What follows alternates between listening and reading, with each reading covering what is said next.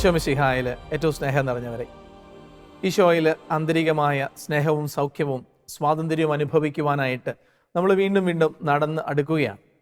നമ്മുടെ ഈ ഒരു പ്രയാണത്തിൽ ദൈവം നമ്മളെ എത്രമാത്രം സ്നേഹിക്കുന്നുണ്ട്, എത്ര കരുതലോടെ, എത്രമാത്രം വിലമതിക്കപ്പെട്ട ഒരു വ്യക്തിയാണ് നമ്മൾ തിരിച്ചറിഞ്ഞു. നമ്മുടെ ജീവിതത്തിൻ്റെ വില നമ്മൾ കണ്ടു. നമ്മുടെ ജീവിതത്തിൻ്റെ നിയോഗം നമ്മൾ എങ്ങനെ എത്തിച്ചേരണം, ദൈവത്തിൻ്റെ മക്കളാകുവാൻ, ആ ഒരു മക്കളുടെ സ്വാതന്ത്ര്യത്തിൽ ജീവിക്കാനാണ് നമ്മൾ വിളിക്കപ്പെട്ടിരിക്കുന്നത് നമ്മൾ തിരിച്ചറിഞ്ഞു. ഇനി വീണ്ടും ഈ ഒരു ജീവിതയാത്രയിൽ ഈശോയെ നമ്മുടെ ജീവിതത്തിൻ്റെ നാഥനായും രക്ഷകനായും കർത്താവായും നമ്മൾ ഏറ്റുപറയേണ്ട ആവശ്യകത നമ്മൾ കണ്ടു. കാരണം എല്ലാ സ്നേഹവും സൗഖ്യവും രക്ഷയും ഈശോയിൽ നിന്ന് വരുന്നു.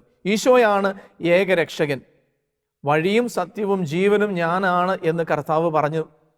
ഏതെങ്കിലും ഒരു വഴിയിൽ ഒരു വഴിയാണ് ഞാനെന്നല്ല, നീ നടക്കേണ്ട വഴിയാണ് ഞാൻ, നീ തിരിച്ചറിയേണ്ട സത്യമാണ് ഞാൻ, നീ സ്വീകരിക്കേണ്ട രക്ഷയാണ് ഞാൻ, ജീവനാണ് ഞാൻ എന്ന് കർത്താവ് നമ്മളോട് പറഞ്ഞു. അപ്പോൾ ഈശോയെ എൻ്റെ ജീവിതത്തിൻ്റെ നാഥനായിട്ട് ഞാൻ സ്വീകരിക്കുമ്പോൾ അതിന് അതിൻ്റേതായ ഡിമാൻഡുകളുണ്ട്, അതിൻ്റേതായ കോസ്റ്റ് ഉണ്ട്. അതാണ് കർത്താവ് പറഞ്ഞത്, എന്നെ നിങ്ങളുടെ ജീവിതത്തിൻ്റെ രക്ഷകനായി നാഥനായി നീ സ്വീകരിക്കുമ്പോൾ നീ സ്വയം പരിത്യജിക്കേണ്ടി വരും. ഈശോയിൽ പ്രിയമുള്ളവരെ, നമ്മൾ സൗഖ്യം അന്വേഷിക്കുമ്പോൾ, ഈശോയുടെ അടുക്കിലേക്ക് നമ്മൾ നടന്നു നീങ്ങുമ്പോൾ ഏറ്റവും മനോഹരമായിട്ട് ഈശോ പറയുന്നുണ്ട്, ഞാൻ നീതിമാന്മാരെ വിളിക്കാനല്ല പാപികളെ വിളിക്കാനാണ്, രോഗികളെ വിളിക്കാനാണ്. ആരോഗ്യമുള്ളവർക്കല്ല, രോഗികൾക്കാണ് വൈദ്യനെ കൊണ്ട് ആവശ്യം എന്ന് നമ്മൾ കണ്ടു. നമ്മൾ പലപ്പോഴും നമ്മുടെ ജീവിതത്തിൽ സൗഖ്യം അന്വേഷിക്കുമ്പോൾ നമുക്ക് പലപ്പോഴും നിരാശയാണ്. കാരണം ഞാൻ ആഗ്രഹിക്കുന്ന ഒരു സൗഖ്യം എനിക്ക് കിട്ടുന്നില്ല. അച്ഛാ, ഞാൻ ധ്യാനത്തിന് പോയി, അച്ഛൻ്റെ തലയിൽ കവിച്ച് പ്രാർത്ഥിച്ചു, എനിക്ക് സൗഖ്യം കിട്ടിയില്ല. ഞാൻ ആ പ്രാർത്ഥന പ്രാർത്ഥിച്ചു, സൗഖ്യം കിട്ടിയില്ല. ഞാൻ അത് ചെയ്തു, എനിക്ക് സൗഖ്യം കിട്ടിയില്ല. ഞാൻ അവിടെ ഇവിടെയൊക്കെ പോയി, ഒരു രക്ഷ ഉണ്ടായില്ല. നമ്മുടെ ഉള്ളിൽ ഒരു തെറ്റിദ്ധാരണയാണ് പ്രിയമുള്ളവരെ, സൗഖ്യം വേണമെന്ന് നമുക്ക് ആഗ്രഹമുണ്ടോ എന്നൊരു ചോദ്യം. ശരിക്കും ഉള്ളിൻ്റെ ഉള്ളിൽ സുഖം പ്രാപിക്കാൻ നീ ആഗ്രഹിക്കുന്നുണ്ട്. 2, ഞാൻ ആഗ്രഹിക്കുന്ന ഒരു സൗഖ്യമല്ല, ഈശോ ആഗ്രഹിക്കുന്ന ഒരു സൗഖ്യമാണ് എനിക്ക് വേണ്ടത് എന്നൊരു തിരിച്ചറിവ്. യെശയ്യാ പ്രവാചകന്റെ പുസ്തകം 29-ാം അധ്യായത്തിലും ജെറമിയ പ്രവാചകന്റെ പുസ്തകം 18-ാം അധ്യായത്തിലുമൊക്കെ കുശവന്റെ കയ്യിലെ കളിമണ്ണിനെ കുറിച്ച് നമ്മൾ കാണുന്നുണ്ട്. യെശയ്യായുടെ പുസ്തകം 29:16 നമ്മൾ വായിക്കുന്നു, സൃഷ്ടാവിനെ കുറിച്ച് അവനല്ല എന്നെ സൃഷ്ടിച്ചതെന്നോ ഉരുവാക്കപ്പെട്ട വസ്തു എനിക്ക് രൂപം നൽകിയവനെ കുറിച്ച് അവൻ അറിവില്ല എന്നോ പറയത്തക്ക വിധം കുശവനും കളിമണ്ണും ഒന്നുപോലെ പരിഗണിക്കപ്പെടാമോ. വീണ്ടും യെശയ്യാ 55 നമ്മൾ വായിക്കുന്നുണ്ട്, ദൈവത്തിൻ്റെ ചിന്തകൾ നമ്മുടെ ചിന്തകൾ പോലെയല്ല. ജെറമിയ 18 നമ്മൾ കാണുന്ന എന്താണ്, കുശവൻ താൻ ആഗ്രഹിക്കുന്നത് പോലെ ആ കളിമണ്ണിനെ രൂപപ്പെടുത്തിയെടുക്കുന്നു. പലപ്പോഴും എൻ്റെ മനസ്സിലേക്ക് വരാറുള്ളൊരു വളരെ രസകരമായ ചിന്ത ഇതാണ്, കളിമണ്ണ് പറയുവാണ് എനിക്ക് ഇങ്ങനെ ആകണം. ഉദാഹരണത്തിന് കളിമണ്ണ് പറയണം എനിക്ക് മീൻചട്ടി ആവണം. അപ്പോൾ കുശവൻ പറയുകയാണ്, ഇല്ല, നിന്നെ ഞാൻ കഞ്ഞിക്കലമാക്കും. അപ്പോൾ കളിമണ്ണ് പറയണം, എനിക്ക് കഞ്ഞിക്കലം ആകണം, എനിക്ക് മീൻചട്ടി ആയാൽ മതി. അപ്പം നിങ്ങൾ ഈ കളിമണ്ണ് കൊണ്ട് ഇങ്ങനെ പാത്രങ്ങൾ ഉണ്ടാക്കിയെടുക്കുന്നത് കണ്ടിട്ടുണ്ടോ? അല്ലെങ്കിൽ ടി വിയിലോ അല്ലെങ്കിൽ എവിടെയെങ്കിലും വീഡിയോ എങ്കിലും കണ്ടിട്ടുണ്ടാവാം. അപ്പം കുശവൻ ഇങ്ങനെ കളിമണ്ണിനെ രൂപപ്പെടുത്തുമ്പോൾ കുശവൻ അറിയാം ഈ കളിമണ്ണ് ഏറ്റവും ബെസ്റ്റ് ആകുന്നത് കഞ്ഞിക്കലം ആകുമ്പോഴാണ്. അപ്പോൾ ഇതിൻ്റെ നിയോഗം എന്താണ്? ഒരു കഞ്ഞിക്കലമായിട്ട് മാറുക. പക്ഷേ കളിമണ്ണ് പറയണം എനിക്ക് വേണ്ട, എനിക്ക് മീൻചട്ടി ആകണം. അപ്പോൾ ഈ കളിമണ്ണ് ഇങ്ങനെ മസിൽ പിടിച്ച് നിന്നുള്ള അവസ്ഥ നിങ്ങൾ ആലോചിച്ച് നോക്കിയേ. കുശവൻ ഇങ്ങനെ വിരലുകൾ ഓടിക്കുകയാണ് ആ കളിമണ്ണിനെ ഏറ്റവും പെർഫെക്റ്റ് ആക്കിയെടുക്കാൻ. കളിമണ്ണ് മസിൽ പിടിച്ചാലോ കളിമണ്ണ് ഉടഞ്ഞു പോകും.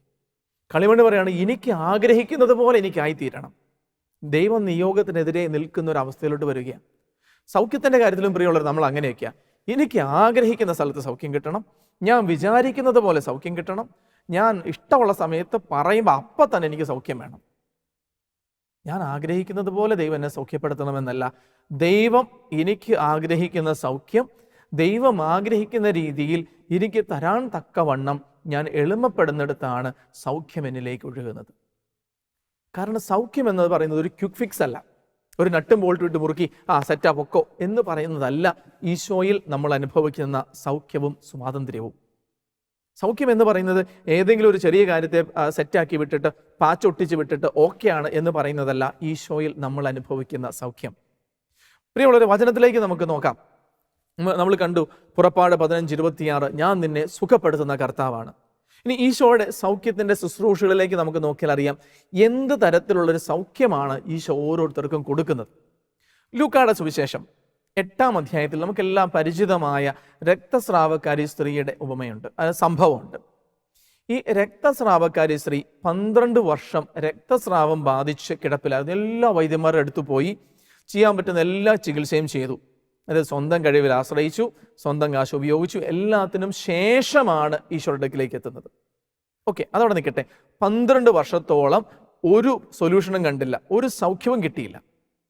ഈ വ്യക്തി, ഈശോ ഇതിലും ഒരു ജൈറസിന്റെ മകളെ ഉയർപ്പിക്കാൻ പോകുന്ന വഴിയിലാണ് ഈ സ്ത്രീ പറയുന്നത്, അവൻ്റെ വസ്ത്രത്തിൻ്റെ വിളിമ്പിൽ തൊട്ടാൽ ഞാൻ സുഖം പ്രാപിക്കും എന്ന് പറഞ്ഞുകൊണ്ട് ആൾക്കൂട്ടത്തിനിടയിലൂടെ കടന്നു ചെന്ന് ഈശോയുടെ വസ്ത്രത്തിൻ്റെ വിളിമ്പിൽ സ്പർശിക്കുന്നത്.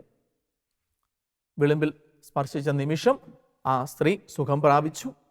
ഈശോ തിരിച്ചറിഞ്ഞു, ജനക്കൂട്ടം അവന് ചുറ്റും കിടന്ന് തിക്കുകയായിരുന്നു. പക്ഷെ ഈശോ തിരിച്ചറിഞ്ഞു, ആരോ വിശ്വാസത്തോടെ എന്നെ സ്പർശിച്ചു, എന്നിൽ നിന്നും ശക്തി പുറപ്പെട്ടത് ഞാൻ അറിഞ്ഞു. ഈശോ പറയാണ്, ഈശോ പത്രോസിനോട് ചോദിക്കുകയാണ്, പത്രോസെ ആരാ എന്നെ തൊട്ടത്? പത്രോസ് വണ്ടടിച്ച് കാണും, ആരാ തൊട്ടേന്നോ, ആരാ തൊടാത്തതെന്ന് ചോദിക്കുക. കർത്താവേ, ഇത്രയും പേര് നിന്നെ തൊടുന്നില്ലേ, നിന്നെ തിക്കിത്തിരക്കുന്നില്ലേ, ഇത്രയും കാര്യത്തിനിടയ്ക്ക് ആരാ തൊട്ടെന്ന് ചോദിച്ചാൽ ഞാൻ എന്നാ പറയാനാ? അല്ല, നമുക്കത് ചിന്തിക്കാവുന്നേ ഉള്ളൂ, നമുക്ക് മനസ്സിലാക്കാവുന്നേ ഉള്ളൂ. പക്ഷേ പറഞ്ഞു, അല്ല, ആരോ എന്നെ തൊട്ടു. നിങ്ങൾ ആരും തൊട്ടതുപോലെ ഇത്രയും ആളുകൾ ഇടിച്ചു തിങ്ങി ഈശോനെ തൊട്ടു, ആർക്കും ഒന്നും സംഭവിച്ചില്ല, ഒരു സൗഖ്യവും കിട്ടിയില്ല. ഈ സ്ത്രീ ഈശോയുടെ വസ്ത്രത്തിന്റെ വിളിമ്പിൽ സ്പർശിച്ചു, ഈ സ്ത്രീ സുഖമാക്കപ്പെട്ടു. ഈശോയ്ക്ക് മനസ്സിലായി, ആ സ്ത്രീക്ക് സുഖം കിട്ടി എന്ന് മനസ്സിലായി. എന്നിട്ട് എന്തുകൊണ്ടാണ് ഈശോ അവിടെ നിന്നു എന്ന വചനം പറയും. ഈശോ അവിടെ നിന്നിട്ട് പറഞ്ഞു, ആരെന്നെ തൊട്ടു, എനിക്ക് ഇപ്പം അറിയണം. ചിലപ്പോൾ നമ്മൾ വിചാരിക്കും, ഈശോയ്ക്ക് ഇത്ര വാശിയാണ്, ഈ പിള്ളേരൊക്കെ വാശിയാണെങ്കിൽ എനിക്ക് ഇപ്പം കിട്ടണം എന്ന് പറയുന്ന പോലെ ഈശോ പറയണേ, ആരാ എന്നെ തൊട്ടത്? നമ്മളൊന്ന് ചിന്തിച്ച് നോക്കിയേ. ഈശോയ്ക്ക് മനസ്സിലായി ഈ വ്യക്തി സുഖപ്പെട്ടു. എന്നാൽ ഈശോയ്ക്ക് ഇതിലും വലിയൊരാൾ അവിടെ മരിക്കാറായിട്ട് കിടക്കുന്നു, ആ വ്യക്തിയുടെ അടുത്തോട്ട് പോകാൻ പാടില്ലേ? എന്തിനാണ് ആ ജനക്കൂട്ടത്തിനിടയിൽ ഈ സ്ത്രീയെ വിളിച്ചു നിർത്തി, ഞാനാണ് നിന്നെ തൊട്ടത്, എനിക്കാണ് സുഖം കിട്ടിയത് എന്ന് ആ സ്ത്രീ പറയണമെന്ന് ഈശോ ആഗ്രഹിച്ചത് എന്തുകൊണ്ടാണ്? ആ സ്ത്രീയുടെ രോഗം എന്തായിരുന്നു? രക്തസ്രാവമായിരുന്നു. ഈശോനെ തൊട്ടു, ആ സ്ത്രീക്ക് രക്തസ്രാവം നിലച്ചു, ആ സ്ത്രീക്ക് സൗഖ്യം കിട്ടി. കഴിഞ്ഞില്ലേ? കഥ കഴിഞ്ഞില്ലേ? പ്രിയമുള്ളവരെ, നോ. ഇവിടെയാണ് നമുക്ക് പലപ്പോഴും തെറ്റിപ്പോകുന്നത്. ഈശോ ആ സ്ത്രീയെ സുഖപ്പെടുത്താൻ ആഗ്രഹിക്കുമ്പോൾ, ആ സ്ത്രീക്ക് ഈശോ സൗഖ്യം കൊടുക്കുമ്പോൾ രക്തസ്രാവത്തെ മാത്രമാണ് നമ്മൾ ഫോക്കസ് ചെയ്യുന്നത്. കോവിഡ് കാലഘട്ടത്തിലെ ക്വാറന്റൈനൊക്കെ നിങ്ങളൊന്ന് ചിന്തിച്ചാൽ നല്ലതാണ്. ഞാൻ പലപ്പോഴും ചിന്തിക്കാറുണ്ട്, ഒരു 2 ദിവസം ക്വാറന്റൈനിൽ ഇരുന്നപ്പോഴത്തേക്കും കിളിപോയി, അല്ല 2 ദിവസം ക്വാറന്റൈനിൽ ഇരുന്നപ്പോഴത്തേക്ക് എങ്ങനെയാലും ഒന്ന് പുറത്തിറങ്ങിയാൽ മതി എന്നൊരു ചിന്തയായിരുന്നു. ഒരുപക്ഷെ നിങ്ങൾക്കും ഇതേ അവസ്ഥ ഉണ്ടായിട്ടുണ്ടാവുക. ഒരു 2 ആഴ്ചയൊക്കെ ഒന്ന് സോളിറ്റ്യൂഡിൽ ക്വാറന്റൈനിൽ ഇരുന്നപ്പോഴത്തേക്കും നമ്മുടെ എല്ലാ മൂഡും പോയി, ഒരു സമ്പർക്കവും ഇല്ല, ആരെയും കാണുന്നില്ല, ഒരു ഭ്രാന്ത് പിടിച്ച അവസ്ഥയിലായി. ആ സമൂഹത്തിൽ 12 വർഷം രക്തസ്രാവം ബാധിച്ച ഒരാൾക്ക് പുറത്തിറങ്ങാൻ, പ്രത്യേകിച്ച് ഒരു സ്ത്രീക്ക് പുറത്തിറങ്ങാൻ അനുവാദമില്ല. ആ സ്ത്രീക്ക് മറ്റൊരാളെ തൊടാനോ സ്പർശിക്കാൻ അനുവാദമില്ല, പബ്ലിക് സ്പേസിൽ പോകാൻ അനുവാദമില്ല. ഈ സ്ത്രീ എല്ലായിടത്തു നിന്നും മാറ്റി നിർത്തപ്പെട്ട ഒരു വ്യക്തിയാണ്.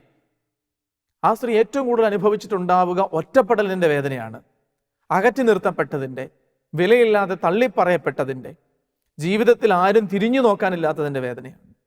ഈശോയ്ക്ക് മനസ്സിലായി, ഈ സ്ത്രീക്ക് സൗഖ്യം വേണ്ടത് ശരീരത്തിൽ മാത്രമല്ല, ഈ സ്ത്രീയുടെ ജീവിതത്തിന് നഷ്ടപ്പെട്ടതെല്ലാം തിരിച്ചു കൊടുക്കണം. സമൂഹത്തിന് അറിയത്തില്ല ആ സ്ത്രീ സുഖപ്പെട്ടോ ഇല്ലയോ എന്ന്.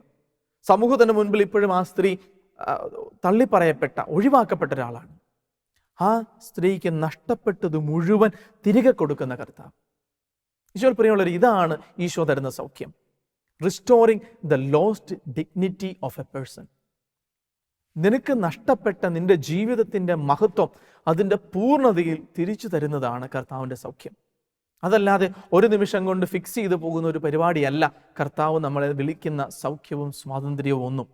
അതുകൊണ്ടാണ് ആ സ്ത്രീ അവിടെ എഴുന്നേറ്റ് നിന്നു, ആ സ്ത്രീ സുഖപ്പെട്ടു എന്ന് കർത്താവ് ഡിക്ലെയർ ചെയ്തപ്പോൾ ആ സ്ത്രീക്ക് സമൂഹത്തിൽ നഷ്ടപ്പെട്ട വില, സ്ഥാനം, ആ സ്ത്രീ അനുഭവിച്ച ഒറ്റപ്പെടലിൻ്റെയും തഴയപ്പെടലിൻ്റെയും വേദനയെ എടുത്തു മാറ്റി കർത്താവ് ആ സ്ത്രീയെ ആ ജീവിതത്തിലേക്ക് തിരികെ പ്രവേശിപ്പിക്കുകയാണ്. അവിടെയാണ് ആ സ്ത്രീ ശരിക്കും സൗഖ്യം അനുഭവിച്ചത്. ഇനി അവൾക്ക് സമൂഹത്തിൽ ഇറങ്ങി നടക്കാം, ഇനി അവളെ ആരും മാറ്റി നിർത്തത്തില്ല, കാരണം എല്ലാവരുടെയും മുൻപിൽ അവൾ സൗഖ്യമുള്ളവളായിട്ട് മാറി. വീണ്ടും ലൂക്കായുടെ സുവിശേഷം 5-ലും മത്തായി 8-ലും കാണുന്ന കുഷ്ഠരോഗിയുണ്ട്. കർത്താവിൻ്റെ അടുക്കൽ വന്ന് പറഞ്ഞു, കർത്താവേ, അങ്ങേക്ക് മനസ്സുണ്ടെങ്കിൽ എന്നെ ശുദ്ധനാക്കാൻ കഴിയും. ഈശോ കൈ നീട്ടി അവനെ സ്പർശിച്ചിട്ട് പറഞ്ഞു, എനിക്ക് മനസ്സുണ്ട്, നിനക്ക് ശുദ്ധി ഉണ്ടാവട്ടെ. ഒന്ന് ചിന്തിച്ചു നോക്കി, ഈശോയ്ക്ക് കൈ നീട്ടി അവിടെ അവനെ സ്പർശിക്കേണ്ട ഒരു ആവശ്യം ഉണ്ടായിരുന്നില്ല. പ്രപഞ്ചം മുഴുവൻ തൻ്റെ വാക്ക് കൊണ്ട് സൃഷ്ടിച്ച ദൈവത്തിന് നിന്റെ കുഷ്ഠരോഗം മാറിപ്പോട്ടെ എന്ന് പറഞ്ഞാൽ മതിയായിരുന്നു. പക്ഷേ ഈശോ അവിടെ കൈ നീട്ടി പർപ്പസ്ഫുള്ളി അവനെ സ്പർശിച്ചു. എന്നിട്ട് പറഞ്ഞു, സുഖപ്പെടട്ടെ. അപ്പോൾ നമ്മൾ വിചാരിക്കും ഇങ്ങനെ നമ്മളിങ്ങനെ തൊട്ടു എന്ന് പറഞ്ഞാൽ ഇങ്ങനെ തൊട്ടു എന്നുള്ളൊരു തൊടലല്ല. വചന പണ്ഡിതന്മാരെല്ലാം പറയുന്നൊരു കാര്യമുണ്ട്, ഈശോ അവനെ ചേർത്ത് പിടിച്ചു എന്നാണ് പറയുന്നത്. അങ്ങനെ ഞാൻ ചേർത്ത് നിർത്തിയിട്ട് പറഞ്ഞു, എടാ എനിക്ക് മനസ്സുണ്ട്, നിനക്ക് ശുദ്ധി ഉണ്ടാവട്ടെ. He broke the boundaries. കർത്താവ് നമ്മുടെ വേദനകളിലേക്ക്, നമ്മൾ ഏറ്റവും കൂടുതൽ വേദന അനുഭവിക്കുന്നത്, ഈ കുഷ്ഠരോഗി അനുഭവിച്ചതും ഒറ്റപ്പെടലിൻ്റെയും ഒഴിവാക്കപ്പെട്ടതിൻ്റെയും മാറ്റി നിർത്തപ്പെട്ടതിൻ്റെയും അപശക്തനാക്കപ്പെട്ടതിൻ്റെയും ഒക്കെ വേദനയാണ്. ആ വേദനയിലേക്കാണ് ഈശോ ഇറങ്ങി വന്നത്. പ്രിയമുള്ളവരെ, ഞാൻ എവിടെയൊക്കെ ഒന്നുമല്ലാതാകുന്നു എന്ന് വിചാരിക്കുന്നുവോ ആ മേഖലയിലേക്ക് ഈശോ ഇറങ്ങി വരും. അവിടെയാണ് ഈശോ നിന്നെ സുഖപ്പെടുത്താൻ ആഗ്രഹിക്കുന്നത്. കുഷ്ഠരോഗി എന്തിനു വേണ്ടിയാണ് ചോദിച്ചത്? കുഷ്ഠരോഗം മാറാനാണ് ചോദിച്ചത്. രക്തസ്രാവക്കാരി സ്ത്രീ ആഗ്രഹിച്ചത് എന്താ? രക്തസ്രാവം മാറാനാ. പക്ഷെ ഈശോ അതിനേക്കാളും ഒരു പടി കൂടി മുന്നിലേക്ക് കിടക്കുക. പ്രിയമുള്ളവരെ, ഞാൻ ആഗ്രഹിക്കുന്ന സൗഖ്യമല്ല, ഈശോ എനിക്ക് തരാൻ ആഗ്രഹിക്കുന്ന സൗഖ്യം സ്വീകരിക്കാൻ നമ്മൾ റെഡിയാകണം. ബെത്സയിദ കുളക്കരയിലേക്ക് നമുക്കൊന്ന് പോകാം. അവിടെ 38 വർഷമായിട്ട് തളർവാദം ബാധിച്ച ഒരു വ്യക്തി കിടക്കുകയാണ്. ആ വ്യക്തി എങ്ങനെയും ആ കുളത്തിലൊന്ന് ഇറങ്ങണം. ആ കുളം കലങ്ങുമ്പോൾ ആദ്യം ഇറങ്ങുന്ന ആൾ സുഖപ്പെടും. അവരാദ്യം ആ കുളക്കരയിൽ വന്നത് തളർവാദം സൗഖ്യപ്പെടാനാണെങ്കിലും പിന്നെ തളർവാദം മാറണമെന്നൊരു ചിന്തയിൽ നിന്ന് കുളത്തിൽ ഇറങ്ങണമെന്നൊരു ചിന്തയിലേക്ക് വീണു പോവുകയാണ്. ഇപ്പോൾ അവൻ്റെ ചിന്ത എങ്ങനെയും കുളത്തിൽ ഇറങ്ങണം. നമ്മളും പലപ്പോഴും എങ്ങനെയാണ്, എങ്ങനെയും അവിടെ നിന്ന് എത്തിപ്പെടണം, എങ്ങനെയും അതൊന്ന് ചെയ്യണം. ഈശോ ആ വ്യക്തിയോട് ചോദിച്ചു, സുഖപ്പെടാൻ നിനക്ക് ആഗ്രഹമുണ്ടോ? സുഖപ്പെടാൻ നിനക്ക് ആഗ്രഹമുണ്ടോ? നമ്മൾ ചിന്തിക്കും, എന്ത് ചോദ്യം ഇത്? പിന്നെ അവന് സുഖപ്പെടാൻ ആഗ്രഹമില്ലേ? 38 വർഷമല്ല അവിടെ കിടക്കാൻ തുടങ്ങിയിട്ട്. ഈശോയിൽ സ്നേഹം നിറഞ്ഞവരെ, കർത്താവ് ആ വ്യക്തിയോട് ചോദിക്കുകയാണ്, നിന്റെ എല്ലാ വേദനകളിലേക്കും നീ എന്നെ വിളിക്കുന്നുണ്ടോ? നിന്നെ പൂർണ്ണമായിട്ടും സുഖപ്പെടുത്താൻ നീ എന്നെ അനുവദിക്കുമോ? ആ വ്യക്തി എന്താ പറഞ്ഞത്? സുഖപ്പെടണമെന്നല്ല പറഞ്ഞത്. പിന്നെയോ, കർത്താവ്, എന്നെ കുളത്തിലിറക്കാൻ ആരുമില്ല. ശരിക്കും തൻ്റെ സൗഖ്യം വേണ്ടത് എവിടെയാണെന്ന് മറന്ന് ചെറിയ ഒരു സൊല്യൂഷനെ മാത്രം ആ വ്യക്തി ശ്രദ്ധിക്കുക. ഈശോ പറഞ്ഞു, എഴുന്നേറ്റ് നിന്റെ കിടക്കയും എടുത്ത് നീ വീട്ടിലോട്ട് പൊക്കോ, നീ സുഖപ്പെട്ടു. എന്നെ ശ്രമിക്കുന്ന പ്രിയമുള്ളവരെ, പലപ്പോഴും നമ്മുടെ സൗഖ്യത്തെക്കുറിച്ചുള്ള നമ്മുടെ ചിന്താഗതികൾ മാറിപ്പോകുന്നിടത്ത് ഈശോ നമുക്ക് തരാൻ ആഗ്രഹിക്കുന്ന സൗഖ്യം സ്വീകരിക്കാൻ നമുക്ക് സാധിക്കാതെ പോവുകയാണ്. എന്നാൽ ബർത്തമിയൂസിനോട് ഈശോ ചോദിച്ചു, ഞാൻ നിനക്ക് വേണ്ടി എന്ത് ചെയ്തു തരണമെന്നാണ് നീ ആഗ്രഹിക്കുന്നത്? മർക്കോസ് 10:52. ഞാൻ നിനക്ക് വേണ്ടി, what do you want me to do for you? ഞാൻ നിനക്ക് വേണ്ടി എന്ത് ചെയ്തു തരണമെന്ന് നീ ആഗ്രഹിക്കുന്നു? അവൻ കൃത്യമായിട്ട് പറഞ്ഞു, കർത്താവേ, എനിക്ക് കാഴ്ച കിട്ടണം. കർത്താവേ, എനിക്ക് കാഴ്ച കിട്ടണം. അവന് ക്ലാരിറ്റി ഉണ്ടായിരുന്നു. ഈ ക്ലാരിറ്റി പ്രിയമുള്ളവരെ നമുക്കും വേണം. ഞാൻ എവിടെയാണ് മുറിപ്പെട്ടിരിക്കുന്നത്? എനിക്ക് എവിടെയാണ് സൗഖ്യം വേണ്ടത്? പുറമേ കാണുന്ന ചെറിയൊരു കാര്യം മാത്രമല്ല, എൻ്റെ ആഴത്തിൽ എനിക്ക് നഷ്ടപ്പെട്ട എൻ്റെ ജീവിതത്തിൻ്റെ മഹത്വം, എന്നെ ദൈവത്തിൻ്റെ മകനും മകളും ആക്കുന്നതിൽ നിന്ന് തടസ്സപ്പെടുത്തി നിൽക്കുന്ന എൻ്റെ ജീവിതത്തിൻ്റെ വീഴ്ചകൾ, പാപത്തിൻ്റെ മേഖലകൾ, എന്നോട് തന്നെ എനിക്ക് അറപ്പും വെറുപ്പും തോന്നുന്ന ജീവിതത്തിൻ്റെ മേഖലകൾ, ദൈവമകനാണ് മകളാണെന്ന് എനിക്ക് പറയാൻ സാധിക്കാതെ എന്നെ പിടിച്ചു നിർത്തുന്ന ജീവിത സാഹചര്യങ്ങൾ, ഇതിലേക്കെല്ലാം ഇറങ്ങി വരാൻ ഈശോയെ നമുക്ക് ക്ഷണിക്കണം, ഈശോയെ നമുക്ക് വിളിക്കണം. നമ്മൾ ആരാധനയിലേക്ക് പ്രവേശിക്കുമ്പോൾ പ്രിയമുള്ളവരെ, ഈ ഒരു സൗഖ്യത്തിലേക്കാണ് നമ്മൾ പ്രവേശിക്കുന്നത്. ഈ ഒരു ജീവിതത്തിൻ്റെ ആഴങ്ങളിലേക്ക് ഈശോയെ വിളിക്കണം. ഈശോയെ, എനിക്ക് സൗഖ്യം വേണം. എവിടെയൊക്കെ എനിക്ക് സുഖം കിട്ടുന്നില്ല, സൗഖ്യപ്പെടുത്തില്ല എന്ന് ഞാൻ കരുതിയോ, അവിടെയൊക്കെ ഈശോയെ ഞാൻ നിന്നെ വിളിക്കുകയാണ്. ഞാൻ ആഗ്രഹിക്കുന്ന ഒരു സൗഖ്യമല്ല, കാരണം പലതും കാണാൻ എനിക്ക് പറ്റുന്നില്ല. കുശവന്റെ കയ്യിലെ കളിമണ്ണ് പോലെ കർത്താവെ നീ എന്നെ മെനയണമേ. കുശവന്റെ കയ്യിലെ കളിമണ്ണ് പോലെ നീ എന്നെ രൂപപ്പെടുത്തണമേ. കർത്താവെ, അങ്ങേ പദ്ധതികൾക്ക് ചേർന്ന് നിൽക്കുവാൻ, സഹകരിക്കുവാൻ എളിമ എനിക്ക് തരണമേ. പ്രിയമുള്ളവർ, നമുക്ക് ഇന്ന് പ്രത്യേകമായിട്ട് പ്രാർത്ഥിക്കാം, കർത്താവ് എന്നെ പുനരുദ്ധരിക്കുവാൻ. ഞാൻ ആഗ്രഹിക്കുന്ന ഒരു സൗഖ്യത്തെക്കാൾ കൂടുതൽ ആഴത്തിൽ എൻ്റെ മുറിവുകളെ ഈശോ എനിക്ക് കാണിച്ചു തരാൻ പ്രാർത്ഥിക്കാം. അവിടുന്നിലാണ് എൻ്റെ സൗഖ്യം. കർത്താവെ, ഞാൻ എന്നിൽ ആശ്രയിക്കാതെ ഞാൻ നിന്നിൽ ആശ്രയിക്കുന്നു. ആ കുഷ്ഠരോഗിയെ പോലെ എനിക്ക് പറഞ്ഞു, കർത്താവെ എന്നെ ശുദ്ധിയാക്കണം. ബർത്തമീസിനെ പോലെ പറഞ്ഞ, കർത്താവെ എനിക്ക് സൗഖ്യം വേണം. ഇന്ന് ഈ ആരാധനയിൽ ഈശോ എന്നോടും നിന്നോടും ചോദിക്കുന്നുണ്ട്, ഞാൻ നിനക്ക് വേണ്ടി എന്തു ചെയ്തു തരണമെന്നാണ് നീ ആഗ്രഹിക്കുന്നത്? കർത്താവെ, അവിടുത്തെ സ്നേഹത്തിൻ്റെ ആഴങ്ങളിൽ മുങ്ങാൻ എന്നെ അനുവദിക്കണമേ. ദൈവം നമ്മെ എല്ലാവരെയും അനുഗ്രഹിക്കട്ടെ. ആമേൻ.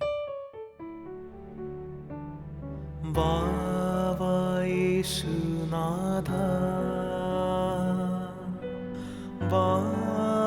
സ്നേഹനാഥ, ഹൃദയം തേടിയിടും സ്നേഹമേ, പാവനായ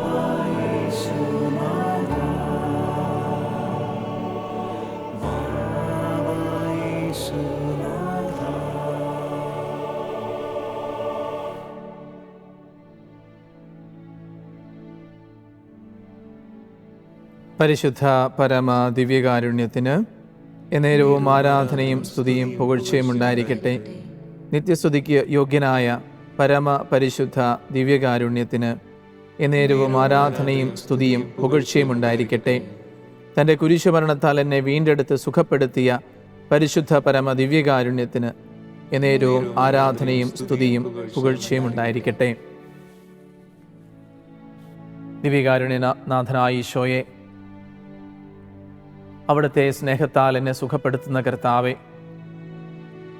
എനിക്ക് വേണ്ടി കുരിശിൽ മരിച്ചുകൊണ്ട് എന്നെ വീണ്ടെടുത്ത് അവിടുത്തെ തിരുവിലാവിൽ നിന്നൊഴുകുന്ന തിരിച്ചോരത്തുള്ളിയാൽ എന്നെ കഴുകി വിശുദ്ധീകരിച്ച് എന്നെ സൗഖ്യമുള്ള വ്യക്തിയാക്കി മാറ്റുന്ന അവിടുത്തെ സ്നേഹത്തിന് ഞാൻ നന്ദി പറയുന്നു. ഈശോയെ, അങ്ങയുടെ തിരുസന്നിധിയിലായിരിക്കുമ്പോൾ ഓരോ നിമിഷവും ആ ദിവ്യകാരുണ്യ സ്നേഹത്തിന് മുൻപിലായിരിക്കുമ്പോൾ അവിടെ നിന്നോട് കാണിക്കുന്ന ആ വലിയ കരുണയെ ഞാൻ തിരിച്ചറിയുന്നു. കർത്താവെ, ഞാൻ അങ്ങയെ ആരാധിക്കുന്നു, ഞാൻ അങ്ങേക്ക് നന്ദി പറയുന്നു. പാപത്തിൽ വീണ് നഷ്ടപ്പെട്ടു പോയ എന്നെ അന്വേഷിച്ച് കണ്ടെത്തിയ നല്ല ഇടയനായ കർത്താവെ, ആരൊക്കെ എന്നെ തള്ളിപ്പറഞ്ഞപ്പോഴും എന്നെ ചങ്കോട് ചേർത്ത് പിടിച്ച് സ്വന്തമാക്കിയ ഈശോയെ, എൻ്റെ ജീവിതത്തിൽ എന്തു ചെയ്യണമെന്നറിയാതെ ഞാൻ വിഷമിച്ചപ്പോൾ എന്നെ സ്നേഹത്തോടെ ചേർത്ത് നിർത്തി എന്നെ വീണ്ടെടുത്ത് എനിക്ക് ജീവിതത്തിന് നിറം തന്ന, നിയോഗം തന്ന കർത്താവെ, ഞാൻ അങ്ങേ സ്നേഹിക്കുന്നു, ആരാധിക്കുന്നു. കാരുണ്യവാനായ ഈശോയെ, അങ്ങയുടെ മുൻപിലായിരിക്കുന്ന ഓരോ നിമിഷവും എത്ര മനോഹരമാണെന്ന് ഇപ്പോൾ ഞാൻ മനസ്സിലാക്കുന്നു. ഈശോയുടെ സന്നദ്ധിയിലായിരിക്കുമ്പോഴാണ് കർത്താവെ ഞാൻ എന്നെ തന്നെ കണ്ടെത്തുന്നത്. അവിടുത്തെ വചനങ്ങളിലാണ് കർത്താവെ ഞാൻ ധൈര്യം അവലംബിക്കുന്നത്. ഈശോയുടെ മുമ്പിലിരിക്കുന്ന ഓരോ നിമിഷവും എൻ്റെ ജീവിതം എത്ര മനോഹരമാണെന്ന് അവിടെ എനിക്ക് കാണിച്ചു തരുന്നു. അടുത്ത പടി ഏതാണെന്ന് അവിടെ എനിക്ക് വെളിവാക്കി തരുന്നു. ഈശോ, എത്ര നന്ദി പറഞ്ഞാലും മതിയാവുകയില്ലല്ലോ. ഞങ്ങളായിരിക്കുന്ന ഇടങ്ങളിലായിരുന്നു കൊണ്ട് ഈ ആരാധനയിൽ കർത്താവെ ഞങ്ങൾ പങ്കെടുക്കുമ്പോൾ സർവ്വ സൃഷ്ടജാലങ്ങളോട് ചേർന്ന്, പരിശുദ്ധ അമ്മയോട് ചേർന്ന്, വിശുദ്ധ ഔസേപ്പ് പിതാവിനോട് ചേർന്ന്, തിരുസഭയോട് ചേർന്ന്, സകല വിശുദ്ധരോടും മാലാഖമാരോടും ചേർന്ന് ഈശോയെ ഞങ്ങളങ്ങേ ആരാധിക്കുന്നു, സ്തുതിക്കുന്നു, മഹത്വപ്പെടുത്തുന്നു, അങ്ങേക്ക് നന്ദി പറയുന്നു. കർത്താവെ, ഞങ്ങളങ്ങയുടെ സന്നിധിയിലേക്ക് സുഖപ്പെടണമെന്നൊരാഗ്രഹവുമായിട്ട് കടന്നു വരികയാണ്. ഈ നാളുകളിലൊക്കെ ഞങ്ങൾ ഈ ഒരു ആന്തരിക സൗഖ്യത്തിൻ്റെ യാത്രയിൽ അങ്ങ് ഞങ്ങൾക്ക് പല കാര്യങ്ങളും പറഞ്ഞു തന്നു. എത്രമാത്രം അങ്ങ് ഞങ്ങളെ സ്നേഹിക്കുന്നുണ്ടെന്ന് ഞങ്ങൾക്ക് പറഞ്ഞു തരുന്നു. ഞങ്ങൾ എത്രമാത്രം വിലപ്പെട്ടവരാണെന്ന്, അവിടുത്തെ മക്കളാണ് ഞങ്ങളെന്ന്, ദൈവമക്കളാവുക, ആ സ്വാതന്ത്ര്യത്തിൽ ജീവിക്കുക, ഓരോ നിമിഷവും ഈശോയോട് ചേർന്ന് ആ ഒരു ജീവിതത്തിൻ്റെ മഹത്വത്തിൽ എത്തിച്ചേരുക എന്നൊക്കെയുള്ള ജീവിത നിയോഗം അങ്ങ് ഞങ്ങൾക്ക് കാണിച്ചു തന്നു. ഞങ്ങളല്ല ഞങ്ങളെ രക്ഷിക്കേണ്ടത്, ഞങ്ങളെ രക്ഷിക്കുന്നത് ഈശോവാണെന്നൊരു ബോധ്യം ഞങ്ങൾക്ക് തന്നു. ഞാനല്ല എൻ്റെ രക്ഷകൻ, എൻ്റെ രക്ഷകൻ ഈശോയാണെന്ന് എന്നുള്ളൊരു അറിവ് കർത്താവെ ഞങ്ങൾക്ക് തന്നു. ഇതറിഞ്ഞ നിമിഷം ഈശോയെ ഞങ്ങൾക്കൊരു കാര്യം മാത്രമേ ചോദിക്കാൻ പറ്റൂ: കർത്താവെ, എന്നെ സുഖപ്പെടുത്താവോ?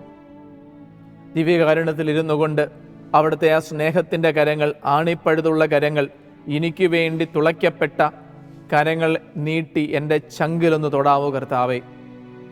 എന്നെ ഒന്ന് തൊട്ടാൽ മതി ഈശോയെ, ഞാൻ സുഖം പ്രാപിച്ചുകൊള്ളും. ആ രക്തസ്രാവക്കാരി സ്ത്രീയുടെ അതേ വിശ്വാസത്തോടെ ഈശോയെ, ഈ ആരാധനയിൽ ഞാനും അങ്ങയുടെ സന്നിധിയിൽ നിൽക്കുന്നു, അങ്ങയുടെ സന്നിധിയിൽ അണയുന്നു. ഈശോയെ, അങ്ങൊരു വാക്കുച്ചരിച്ചാൽ മാത്രം മതി, ഞാൻ സുഖപ്പെട്ടുകൊള്ളും. അങ്ങ് എന്നെ ഒന്ന് നോക്കിയാൽ മതി ഈശോയെ, ഞാൻ സുഖപ്പെട്ടുകൊള്ളും. എങ്കിലും കർത്താവെ, എന്നെ എങ്ങനെ സുഖപ്പെടുത്തണമെന്ന് അങ്ങ് തീരുമാനിച്ചാൽ മതി. ദിവ്യകാരുണ്യത്തിലിരുന്നു കൊണ്ട് പ്രിയമുള്ളവരെ, എന്നെയും നിങ്ങളെയും നോക്കി ഈശോ ചോദിക്കുന്നുണ്ട്: ഞാൻ നിനക്ക് വേണ്ടി എന്ത് ചെയ്തു തരണമെന്നാണ് നീ ആഗ്രഹിക്കുന്നത്? ഞാൻ നിനക്ക് വേണ്ടി എന്തു ചെയ്തു തരണമെന്നാണ് നീ ആഗ്രഹിക്കുന്നത്? ഈശോയെ ഒന്ന് നോക്കിക്കേ, ആ ദിവ്യകാരുണ്യത്തെ നോക്കിക്കേ. എന്നിട്ട് ഈശോയോട് പറഞ്ഞേ: ഈശോയെ, നീ എനിക്ക് വേണ്ടി ചെയ്തു തരണമെന്ന് ഞാൻ ആഗ്രഹിക്കുന്ന കാര്യം ഇതാണ്. അതെപ്പോഴാണ് ഈശോ ചോദിച്ചത്? തന്നെ കാണണമെന്ന് ശാഠ്യം പിടിച്ച ബർത്തമീയൂസിനോടാണ് ഈശോ ചോദിച്ചത്. അവന് അത്രയേറെ ആഗ്രഹമുണ്ടായിരുന്നു ഈശോയെ കാരണം, ഈശോ ഒന്ന് തൊടണം, ഈശോ തൊട്ടാൽ ഞാൻ സുഖപ്പെട്ടുകൊള്ളും. ആ ഉറപ്പിൽ നിന്നുകൊണ്ട് അവനവിടെ ബഹളം കൂട്ടി. ഈശോ എന്നെ അനുഗ്രഹിക്കാതെ ഈശോ കടന്നു പോകാൻ ഞാൻ വിടില്ല ഈശോ എന്ന് പറഞ്ഞു. അന്ന് യാക്കോബ് പ്രാർത്ഥിച്ചതുപോലെ ബർത്തമിയൂസ് പ്രാർത്ഥിച്ചു, ദാവീദിന്റെ പുത്രനായ ഈശോയെ എന്നിൽ കനിയണമേ. ഇനി ആരാധനയിലേക്ക് നോക്കി പ്രിയമുള്ളവരെ, നിങ്ങളായിരിക്കുന്ന ഇടങ്ങളിലായിരുന്നു കൊണ്ട് ഈശോയോട് പറ, ദാവീദിന്റെ പുത്രനായ ഈശോയെ എന്നിൽ കനിയണമേ. ഞാൻ പാപിയാണ് കർത്താവേ, ഞാൻ രോഗിയാണ് കർത്താവേ, എന്തു ചെയ്യണമെന്ന് എനിക്കറിയില്ല. എൻ്റെ ശരീരത്തിൽ എനിക്ക് രോഗങ്ങളുണ്ട്, എൻ്റെ ഉള്ളിൽ എനിക്ക് രോഗങ്ങളുണ്ട്, ആർക്കും കാണാത്ത സങ്കടങ്ങളും നൊമ്പരങ്ങളും വേദനകളുമുണ്ട്. കർത്താവെ, ശാരീരികമായ രോഗങ്ങളെക്കാൾ എന്നെ വെട്ടിപ്പിളർക്കുന്ന എൻ്റെ ജീവിതത്തിൻ്റെ നൊമ്പരങ്ങളുണ്ട്. മറ്റുള്ളവരെനിക്ക് തന്ന സമ്മാനിച്ച വേദനകളുണ്ട്. ജീവിതത്തിൽ ഞാൻ അനുഭവിക്കുന്ന കഷ്ടപ്പാടുകളും നൊമ്പരങ്ങളുമുണ്ട്. ഈശോയെ എന്നെ അനുഗ്രഹിക്കണമേ. ദാവീദിന്റെ പുത്രനായ ഈശോയെ എന്നോട് പാപിയായ എൻ്റെ മേൽ കരുണയായിരിക്കണമേ എന്ന് നമുക്ക് പ്രാർത്ഥിക്കാം. നീ ഈശോ ഈ ആരാധനയിൽ ഇരുന്നു കൊണ്ട് നിങ്ങൾ എവിടെയായിരിക്കുന്നോ നിങ്ങളെ നോക്കി, നിങ്ങളുടെ കണ്ണിൽ നോക്കി, നിങ്ങളുടെ ഭവനത്തിൽ അവിടുന്ന് നിന്നു. നിങ്ങളുടെ ഭവനത്തിൽ നിന്നുകൊണ്ട്, നിങ്ങളുടെ മുന്നിൽ നിന്നുകൊണ്ട് ഈശോ ചോദിക്കുകയാണ്. കാരണം ബർത്തമിയൂസ് ഈശോയെ വിളിച്ചു പ്രാർത്ഥിച്ചപ്പോൾ ഈശോ അവിടെ നിന്നു. എന്നിട്ട് ബർത്തമിയൂസിനോട് ചോദിക്കുകയാണ്, ഞാൻ നിനക്ക് വേണ്ടി എന്ത് ചെയ്തു തരണം? ധൈര്യത്തോടെ ഈശോയോട് പറയാം. കർത്താവ് അവിടുത്തെ സമീപിക്കാൻ വേണ്ട എല്ലാ കൃപയും നമുക്ക് തന്നിട്ടുണ്ട്. ഹെബ്രായർക്കുള്ള ലേഖനം 4-ാം അധ്യായത്തിൽ നമ്മൾ വായിക്കുന്നു, അവിടുത്തെ കൃപയുടെ സിംഹാസനത്തെ നമുക്ക് ധൈര്യപൂർവ്വം സമീപിക്കാം. ധൈര്യത്തോടെ ഈശോയോട് ചോദിക്കും, ഈശോയെ എനിക്കിവിടെ സൗഖ്യം വേണം കർത്താവേ, ഈശോയെ എനിക്കിവിടെ കൃപ വേണം, ഈശോയെ എനിക്കിവിടെ ശക്തി വേണം കർത്താവേ, ക്ഷമിക്കാൻ കൃപ വേണം ഈശോയെ, എൻ്റെ തടസ്സങ്ങളെ ഈശോയെ എടുത്തു മാറ്റിത്തരണം ഈശോയെ. ആ ക്ലാരിറ്റി എനിക്കുണ്ടാവണം. ഈശോ എനിക്ക് വേണ്ടി എന്ത് ചെയ്തു തരണമെന്നാണ് ഞാൻ ആഗ്രഹിക്കുന്നത്. ബർത്തമിയൂസിന് ഉറപ്പുണ്ടായിരുന്നു. നിങ്ങൾ രോഗിയാണോ? ബത്സയിദയിലെ കുളക്കരയിലെ രോഗിയോട് ഈശോ ചോദിച്ച അതേ ചോദ്യം ഈശോ ഇന്ന് നിന്നോട് ആവർത്തിക്കുന്നുണ്ട്. സുഖം പ്രാപിക്കാൻ നിനക്ക് ആഗ്രഹമുണ്ടോ? ഒരുപക്ഷെ എനിക്ക് സൗഖ്യം വേണമെന്ന് ഞാൻ തിരിച്ചറിഞ്ഞിട്ടുണ്ടാവില്ല. ബത്സയിദയിലെ രോഗിയെ പോലെ ഞാനും ചെറിയ ചെറിയ കാര്യങ്ങൾ ആഗ്രഹിച്ചു, അത് മാത്രം മതി എന്ന് വിചാരിച്ചു. ഇത്രയൊക്കെ പ്രാർത്ഥിച്ചാൽ മതി, ഇങ്ങനെയൊക്കെ ജീവിച്ചാൽ മതി, ഇന്ന എക്സസൈസുകൾ ചെയ്താൽ മതി, ഇന്ന രീതിയിൽ പോയാൽ മതി, ഞാൻ ഓക്കെ ആയിക്കൊള്ളും, അത് മതി, ഞാൻ ഓക്കെ ആയിക്കൊള്ളും. എന്നാൽ എൻ്റെ ദൈവം എന്നോട് ചോദിക്കുകയാണ്, മോനെ മോളെ നിനക്ക് സുഖപ്പെടാൻ ആഗ്രഹമുണ്ടോ? ഈശോ അല്ലേ നിന്നോട് ചോദിക്കുന്നത്? മാർഗങ്ങളിലേക്ക് നോക്കാതെ ഈശോയോട് പറ, ഈശോയെ എനിക്ക് സുഖപ്പെടണം. തളർവാദരോഗി ഈശോയോട് ചോദിച്ചു, എന്നെ കൊളുത്തിലിറക്കാവോന്ന്. ഞാൻ ഈശോയോട് ചോദിച്ചത് കൊളുത്തിലിറക്കണമെന്നല്ല, എല്ലാ മേഖലകളിലും ഏത് രീതിയിൽ പോയാലും സൗഖ്യം കർത്താവിൽ നിന്നാണ്. ഈശോയോട് പറഞ്ഞാൽ മതി, ഈശോയെ എനിക്ക് സുഖപ്പെടണം, ഈശോ എൻ്റെ തളർവാദം മാറണം, എൻ്റെ അന്ധത മാറണം, എൻ്റെ കുഷ്ഠരോഗം മാറണം, എൻ്റെ രക്തസ്രാവം മാറണം കർത്താവെ, എൻ്റെ ശാരീരികവും മാനസികവും ആന്തരികവും ആധ്യാത്മികവും ബൗദ്ധികവും വൈകാരികവുമായുള്ള മേഖലകളിൽ ഈശോയെ എനിക്ക് സുഖപ്പെടണം. എങ്ങനെ വേണമെന്ന് ഈശോയ്ക്ക് തീരുമാനിക്കാം. ഈശോയെ എന്നെ തൊടണമേ, ഈശോയെ എന്നെ സുഖപ്പെടുത്തണമേ, ഈശോയെ എന്നെ സ്വന്തമാക്കണം. പ്രിയമുള്ളവരെ, നമ്മളായിരിക്കുന്ന ഇടങ്ങളിൽ നമുക്ക് മുട്ടിന്മേലായിരിക്കാം. ഈശോ നമ്മളെ ആശീർവദിക്കുന്ന നിമിഷമാണ്. ഈശോ നമ്മളെ തൊടുന്ന സുഖപ്പെടുത്തുന്ന നിമിഷമാണ്. രണ്ട് കരങ്ങളും ഒരുപക്ഷെ മറോട് ചേർത്ത് വെച്ചുകൊണ്ട് ഈശോയുടെ സന്നിധിയിൽ മുട്ടിന്മേലായിരുന്നുകൊണ്ട് ഈശോയോട് പറയണം, ഈശോയെ എന്നെ ആശീർവദിക്കണമേ, ഈശോയെ എന്നെ സുഖപ്പെടുത്തണമേ, ഈശോ എന്നെ തൊടണമേ. എൻ്റെ പ്രിയമുള്ളവരെ, നിങ്ങൾക്ക് എവിടെയെങ്കിലും രോഗങ്ങൾ നിങ്ങൾ വലട്ടുന്നുണ്ടെങ്കിൽ നിങ്ങൾ ആ മേഖലകളെ സമർപ്പിച്ച് പ്രാർത്ഥിക്കുക. ശാരീരികമായും ആന്തരികമായും മാനസികമായും ഒക്കെ നിങ്ങൾ ഏതെങ്കിലും ബുദ്ധിമുട്ടുകളിലൂടെ കടന്നു പോകുന്നുണ്ടെങ്കിൽ ഈശോയോട് പ്രാർത്ഥിക്കുക, ഈശോയെ ഈ നിമിഷം എന്നെ തൊടണമേ, എന്നെ സുഖപ്പെടുത്തണമേ. Isho, I want to be clean, I want to walk again, I want to see again. എനിക്ക് കാഴ്ച തരണമേ, എനിക്ക് സൗഖ്യം തരണമേ. അങ്ങാണ് എനിക്ക് സൗഖ്യം തരുന്നത്. എല്ലാ സൗഖ്യവും കർത്താവിൽ നിന്നാണ്. അവിടെ നിന്നാണ് എൻ്റെ രക്ഷകനും നാഥനും കർത്താവും. ആ ഈശോയെ അവിടുത്തെ തിരുസന്നത്തിൽ ശിരസ്സ് നമിച്ച് ഞങ്ങൾ പ്രാർത്ഥിക്കുന്നു. എൻ്റെ സൗഖ്യദായകനായ ഈശോയെ എന്നെ സുഖപ്പെടുത്തണമേ. അവിടുത്തെ ആശീർവാദം ഈ നിമിഷം നമുക്ക് സ്വീകരിച്ച് സൗഖ്യം ഉള്ളവരായിട്ട് നമുക്ക് തീരാം.